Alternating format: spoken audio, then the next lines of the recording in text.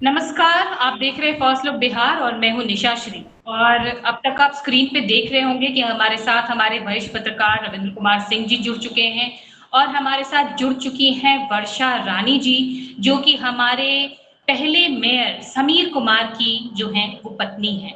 और आज जो जुड़ी हैं वो हमारे साथ, तो आज आप सब ने जिनके जिनके घर अखबार पहुंचे होंगे उन्होंने देखा होगा कि किस तरह से इसके ऊपर जो है वो अदालत में कल जो निर्णय आया उससे सबों का मन तो एक बार ज़रूर पसीज गया होगा, क्योंकि वो घटना 2018 की जो घटना है वो हम सबके दिमाग में छपी हुई है कि क्या उस दिन घटित हुआ था और हर कोई एक न्याय की गुहार लगा रहे थे। लेकिन जो फैसला आया है उसमें जितने भी 6 अपराधी थे उनको बरी कर दिया गया है। सवाल पुलिस पर उठ रहे हैं। उनके बेटे तनुल भारद्वाज ने सवाल उठाए हैं कि पुलिस उनके पिताजी के फोन के कॉल रिकॉर्ड्स तक जो है वो प्रस्तुत नहीं कर पाई थी। पुलिस की कार्रवाई पर लगातार सवाल उठाते रहे हैं हमारे वरिष्ठ पत्रकार भी। सबसे पहले हम वर्षा रानी जी और हमारे जो वरिष्ठ पत्रकार हैं दोनों का स्वागत करेंगे आज के फर्स्ट लुक बिहार की चर्चा में। और इससे पहले कि वर्षा रानी जी मैं आपसे इस मामले में आगे बात करूं, मैं चाहूंगी कि हमारे जो पत्रकार हैं ये इस मामले पर एक ब्रीफ जो है वो आइडिया उन दर्शकों के लिए दे दें जो इस मामले को शायद पूरी तरह से नहीं जानते। जी, यह एक बहुत ही गंभीर और चर्चित मामला है जो मुजफ्फरपुर के प्रथम मेयर समीर कुमार थे। उनकी हत्या 23 सितंबर 2018 को कर दी जाती है और वो भी AK-47 से, और वह भी भीड़ भाड़ वाले इलाके में। उसमें गंभीर मामला यह है कि जो हरप्रीत कौर उस समय की सीनियर SP थी वह जांच के करीब पहुंच गई थी। चर्चा तो यह है जो अभियुक्तों को गिरफ्तारी को लेकर के वह तैयारी कर रही थी, इसी बीच उनका ट्रांसफर कर दिया गया। और ट्रांसफर के बाद जो SP आए उन्होंने अपना जांच अपने तरीका से शुरू किया। जो जांच की गति थी उस समय उन पर सवाल उठाने लगा था कि पुलिस आखिर किस तरह से जांच कर रही है। और इस जांच को लेकर के मतलब कई लोगों को गिरफ्तार करके मतलब यह शो किया गया कि किस तरह से मतलब पुलिस काम कर रही है, लेकिन उसमें पुलिस किसी तरह का ठोस सबूत नहीं जुटा पाई। सवाल यह उठता है कि जिस पुलिस ने उस समय इसमें जो भी आरोपित आए थे उनकी गिरफ्तारी की बात की, उन्हें जेल तो भेज दिया, लेकिन उसमें जो तथ्य है कि जिस AK-47 से हत्या की गई थी आखिर वह AK-47 गया क्या, पुलिस उसमें क्या तफ्तीश की, यह पुलिस को इस सवालों को घेरे में लाकर खड़ा कर दिया है कि निश्चित रूप से पुलिस को की जो जांच थी वह पुलिस इस मामले को लिपापोती कर रही थी। जैसे हमें जानकारी मिली है कि समीर कुमार जी के परिवार से कि इन लोगों ने मुख्यमंत्री से लेकर के लगातार DGP मुख्यालय तक जा करके इस मामले को लेकर गुहार लगाई, लेकिन उसके बावजूद भी इसमें बड़े राजनीतिक लोगों की पैठ थी, बड़े राजनीतिक लोग भी इसमें शामिल थे, जिसके कारण इस मामले को निश्चित रूप से लिपापोती कर दिया गया। जो परिवार के लोग भी बताएंगे कहीं न कहीं इसमें निश्चित रूप से कोई राजनीतिक बर्दाश्त का मामला है, जिसके कारण पुलिस भी उसमें सम्मिलित हो गई थी और पुलिस ने अनुसंधान में सिर्फ और सिर्फ खाना पूर्ति की। ठीक है, अब बढ़ते वर्षा रानी जी, हम आपके आपके पास जाते हैं और बड़े खेद के साथ हम, जाहिर सी बात है कि जो नुकसान आपके जीवन में हुआ है उसकी भरपाई तो कोई भी नहीं कर सकता, लेकिन चूंकि अब हाँ आप कानून की लड़ाई लड़ रही हैं और आप मुख्यमंत्री नीतीश कुमार तक भी पहुंची हुई थी जैसा हमारे वरिष्ठ पत्रकार ने भी बताया। और उस वक्त की जो पुलिस अधिकारी थी, महिला पुलिस अधिकारी, उन्होंने किस तरह से काफी हद तक साक्ष्य इकट्ठा कर लिए थे। उसके बाद जिस तरह से कार्रवाई हुई है और कल जिस तरह से फैसला सुनाया गया है, अब आगे आप क्या सोच रही? आगे अभी तो जो भी वो न्यायालय के द्वारा जो फैसला हुआ है उसका जो भी आ जाता है कागज सब जो होता है वो हम अध्ययन करते हैं, फिर उसमें वकील से राय विचार करके फिर हम हाई कोर्ट में उसके लिए जाएंगे।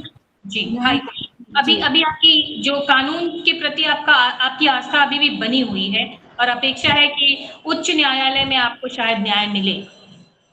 हाँ, लगता है, उम्मीद तो करना ही पड़ता है, वहाँ न्यायालय में ही उम्मीद है, वहाँ फिर वो लोग अपने ढंग से कुछ तफ्तीश करेंगे तो शायद कुछ निकल के आएगा। लेकिन अभी जितना कुछ हुआ, जिस तरह से नतीजे आए, जिन मामलों में, जो कि अब तकनीकी रूप से पुलिस काफी सशक्त हो चुकी है, और तब बहुत सारे ऐसे साक्ष्य हैं जो मिसिंग हैं। इस मामले में आपका क्या कहना है? आपको क्या लगता है ये सब देखकर? मेरा कहना सिर्फ ये है कि जितना भी हमने इस 8 साल में देखा है, और जितना भी पुलिस वाले लोगों के मतलब जो आते थे तफ्तीश में, और जो हम जब मिले, जो बात होती थी वो होती थी, तो क्योंकि आप लोग को न्याय दिलाएंगे, लेकिन परिणाम ये है कि हमको ये लग रहा है कि ये हमें न्याय दिलाने के बजाय वो अपराधियों को ही मतलब उन लोगों को नहीं कुछ बचाने में लगे काम में वो लोग लगे जी। थे। आपके पुत्र का भी स्टेटमेंट आया है, तनुल का। उन्होंने कहा कि बहुत मामूली साक्ष्य, कॉल रिकॉर्ड, जो कि कोई भी किसी का अगर पुलिस चाहे तो निकाल सकती है आराम से किसी भी व्यक्ति का। ऐसे में मेयर समीर कुमार जी का जो उस दिन का कॉल रिकॉर्ड था, वो जो एक मामूली साक्ष्य और सबसे अहम साक्ष्य माना जा सकता था, उसको तक वो पुलिस निकाल नहीं पाई। इसको आप क्या समझती हैं? ये किस तरह की लापरवाही? ये पूरी तरह से हम लोग को 1 साल तक ये भ्रम में रखने के लिए कि हम जांच में लगे हैं, मोबाइल नहीं देंगे, मोबाइल नहीं देंगे। हम लोग लगे हुए थे कि मोबाइल मिल जाए तो हमको भी तो पता चले कि उसमें क्या है क्या नहीं है, तो ताकि हम लोग भी उस आधार पर किसी के बारे में बोल सकेंगे।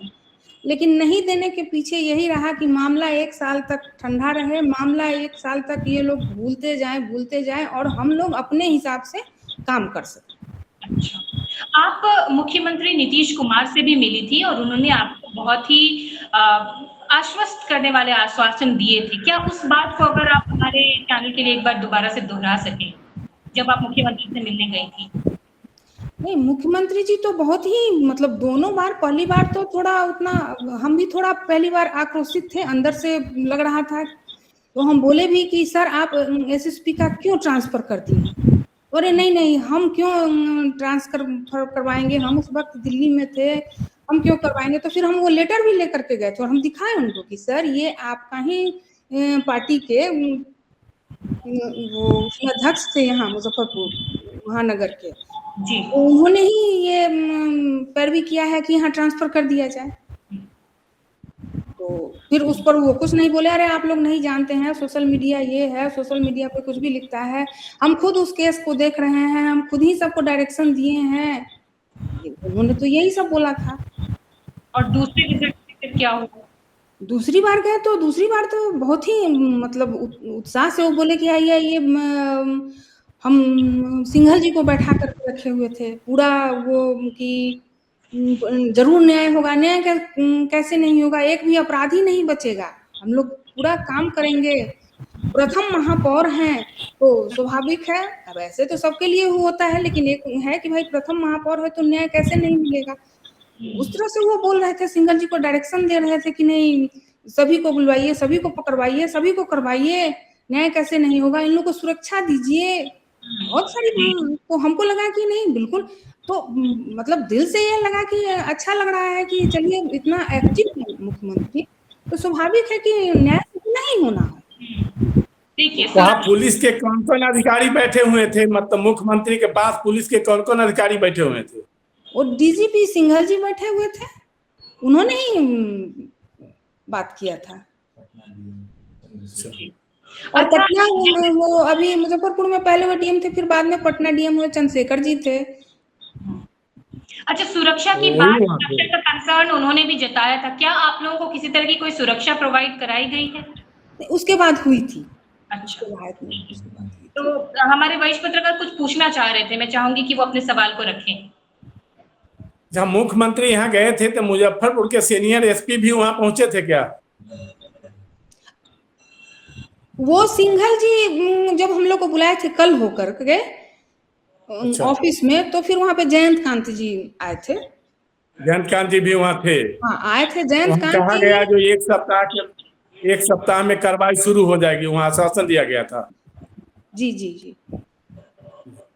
और जयंत कांत जी वो सब मतलब वो बोले कि निश्चित ही हम पकड़ेंगे, निश्चित ही करेंगे। ठीक है, लेकिन कुछ हुआ नहीं। नहीं, ठीक। कुछ नहीं। वर्षा रानी जी, आपसे बात हुई है, लेकिन क्या जो तनुल भारद्वाज हैं वो भी ऑनलाइन हमसे बातचीत कर जुड़ सकते हैं? उनका भी पक्ष हम सुनना चाहेंगे।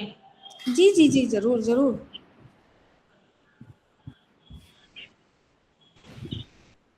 जी।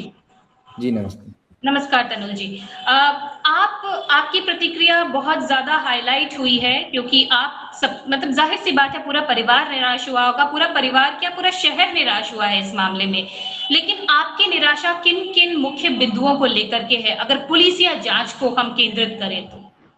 मैम, हम लोग पिछले 8 साल से कोई ऐसा पॉइंट नहीं रहा होगा जिस पे हम लोगों ने प्रशासन से और सरकार से जिस पे बात नहीं की होगी, चाहे वो जांच को लेके हो या किसी साजिश को लेके हो। तो आज तो हम लोग को ये समझ में आ रहा है कि जितनी भी बातें हुई और जितना भी पक्ष हमने रखा है, जितनी भी चीजें हमने बताई, वो सिर्फ बातों तक ही रह गई। उनको ऑन द रिकॉर्ड कभी नहीं किया गया, कभी भी उनको जांच में नहीं लाया गया। परेशानी इस बात से है कि वो जितनी भी चीजें थी वो एक गॉसिप रह कर बस रह गई, लेकिन उनको कभी भी साक्ष्य डॉक्यूमेंट्री प्रूफ के रूप में उसको तैयार नहीं किया गया। जब 1 साल तक मोबाइल जब पुलिस के पास में था, तो हम लोग को यही बार बार बताया गया कि इस मोबाइल से ये कॉल रिकॉर्ड हम लोगों ने निकाला है, इन लोगों के नाम आए हैं, इन लोगों से बात होती थी, इन लोगों से व्यावसायिक संबंध थे, इन लोगों से परेशानी हो रही थी। लेकिन जब फैसला आया तो पता चल रहा है वो कॉल रिकॉर्ड्स कभी भी उन लोगों ने डॉक्यूमेंट ही नहीं किए। तो हम लोग के लिए यही सरप्राइजिंग था कि ये सारी सिर्फ बातें ही रह गई थी, और कोशिश ये की जा रही थी या जांच इसलिए की जा रही थी कि कैसे लोगों आइडेंटिफाई किया जाए कि इन लोगों की इन्वॉल्वमेंट हो सकती है, और फिर हो सकता है उन लोगों से ब्लैकमेल करके कुछ काम करवा लिया गया हो, लेकिन उनको कभी भी जांच के दायरे में नहीं लाया गया। ये चीज आपको और क्षुब्ध करता है, क्योंकि अर्ध सत्य आपको पता है लेकिन आप उसको प्रमाणित नहीं कर सकते। जी, हम कोई भी बात बता सकते हैं, हम कोई भी इंसिडेंट को बता सकते हैं, लेकिन उसकी जो जांच करने की तकनीक है वो तो प्रशासन के पास ही है। हम तो जांच कर नहीं सकते हैं, ना हमारे पास कोई सिस्टम है वो जांच करने का। तो हम तो सिर्फ प्रशासन से को बता सकते हैं कि आप इस स्तर पे जांच करिए, लेकिन कभी जांच हुआ ही नहीं। हमें बोला गया कि जांच हो रहा है। रविंद्र सर, आप कुछ सवाल पूछना चाहेंगे तनुल से? आप लोग जो यहाँ सीनियर एसपी थी हरप्रीत कौर, उनकी जांच से संतुष्ट थे क्या शुरू में? जब हम लोग गांव में ही थे, तब उस टाइम में सिटी एसपी थे उपेंद्र वर्मा सर, वो आए थे गांव में, और उन्होंने हमें पूरे जांच को लेके जो शुरुआती 3 दिन में जो जांच हुई थी, जो एसआईटी ने जांच जिसका गठन हुआ था, जिसकी जांच हुई थी, तो उन्होंने हमें ये बताया था कि जांच लगभग अपने अंतिम स्तर पे है, और 2 से 3 दिन बस और हमें इंतजार करने को कहा गया, और फिर बोला गया कि 2 से 3 दिन में सारा जांच पूरे केस का उद्भेदन हो जाएगा और आप लोग तब तक संयम बना के रखें। लेकिन वो सिटी एसपी हमारे गांव से जब तक मुजफ्फरपुर पहुंचे तब तक उनका ट्रांसफर हो गया था, और अगले दिन फिर जो एसएसपी मैम थी हरप्रीत कौर, उनका भी नेक्स्ट डे ट्रांसफर हो गया, फिर पूरी एसआईटी का ट्रांसफर हो गया, और उसके बाद कोई जांच नहीं हुई। नेक्स्ट स्टेप, पहले जो जांच टीम थी एसएसपी से लेकर के सिटी एसपी तक, उन सब का ट्रांसफर हो गया जी, जिनके जांच पर आपको भरोसा था, जिन्होंने हमें बताया था कि जांच कंप्लीट हो गई है। अच्छा, लेकिन जब अब आज की डेट में तो यही पता चल रहा है कि या तो जांच, या तो उस टाइम में ही हमें झूठ बोला गया था, या फिर अभी उनके जांच अच्छा। को जो उन्होंने जांच किया था उन सारे कागज को मिटा दिए गए होंगे। अब नेक्स्ट स्टेप क्या होने वाला है तनुल आपका? आप लोग हरप्रीत कौर से फिर समस्तीपुर में भी जाकर के मिले थे, तो उन्होंने क्या बताई? जब हम लोग गांव से आए थे तो उनका ट्रांसफर समस्तीपुर हो गया था, तो हम लोग उनसे वहां भी मिलने गए थे, तो उन्होंने हमें यही बोला था कि जब तक वो यहाँ पे थी, उनको जितना समय मिला था और जितनी जांच वो कर पाई थी, उन्होंने अपना पूरा वो जांच कर लिया है, और अब जो नए एसएसपी हैं उनको प्रभार भी सौंप दिया गया है, और उनको सारे सबूत और चीजें उनको सौंप दी गई है। तो आप चिंता ना करें, उन्होंने हमें आश्वासन दिया था कि चिंता मत करिए, जांच इस स्तर पे हो गई है कि अब कुछ इसमें कोई बदलाव नहीं हो सकता है, आप निश्चिंत रहें, न्याय आपको जरूर मिल जाएगा। ठीक है, तो मैं फिर से वो सवाल दोहरा देती हूँ तनुल की, अब नेक्स्ट स्टेप क्या होगा? आपकी माँ ने कहा कि अब आप जो हाई कोर्ट है उसका रुख करेंगे, तो क्या लगता है वहां पे न्याय मिलेगा? हम सबसे पहले तो अभी कोर्ट का ऑर्डर आ जाए, हमें जजमेंट मिल जाए। जजमेंट मिल जाता है तो पहले तो हमें ये समझना होगा, जो हमारे अधिवक्ता हैं उनसे भी बात करेंगे, उनसे भी समझेंगे कि इसमें कमी जांच न होने की वजह से है या किसी प्रशासन की कमियों की वजह से है। वो एक बार समझ लेंगे तो हम जरूर हाई कोर्ट जाएंगे, प्रशासन के खिलाफ भी जाएंगे, सरकार के खिलाफ भी जाएंगे। ठीक है, मतलब ये मुहिम अभी जारी रहेगी? जी जी, जब तक हम कर सकते हैं तब तक तो जारी रहेगी। ठीक है, अभी हमारे साथ जुड़ने के लिए तनुल भारद्वाज, आपका और आपकी माँ का बहुत बहुत धन्यवाद कि इस कठिन परिस्थिति में भी आपने हमसे बातचीत की। हमारे पास आपको ढांढस बढ़ाने के अलावा और कोई शब्द नहीं है, लेकिन आशा करते हैं कि आपको जो भी अगली कार्रवाई हो उसमें आपको न्याय मिल सके। जी धन्यवाद। तो इसी के साथ इस चर्चा को हम यहीं पर देते हैं विराम। अगले अपडेट के लिए बने रहिएगा हमारे साथ। आप देख रहे थे फर्स्ट लुक बिहार।